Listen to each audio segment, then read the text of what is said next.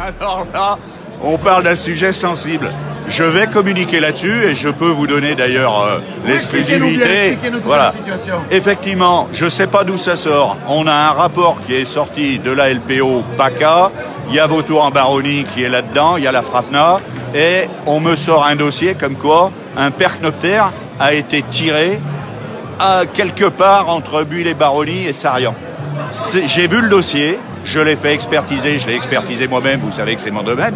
C'est absolument faux. Cet animal n'a pas un plomb.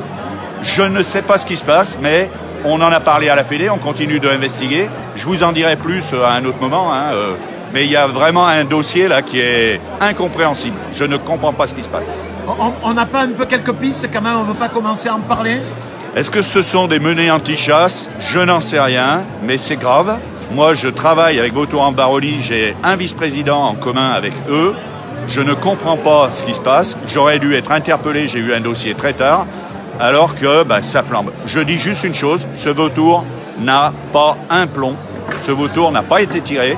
Et notre analyse, nous, dont la mienne, il a été attaqué par un autre rapace, qui est classique, et particulièrement possible que ce soit un aigle royal juvénile. Voilà ce que je peux dire.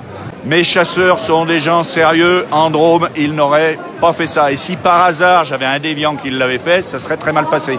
Après, il y a aussi une chose, des fois, il y a des gens, on a beaucoup de fusils qui traînent dans le milieu rural. Ça aurait pu être aussi quelqu'un qui n'était pas du monde de la chasse. Mais je peux vous garantir qu'on aurait investigué. Et alors là, au niveau des parties civiles, ça aurait fait mal de notre côté, surtout si c'était un chasseur.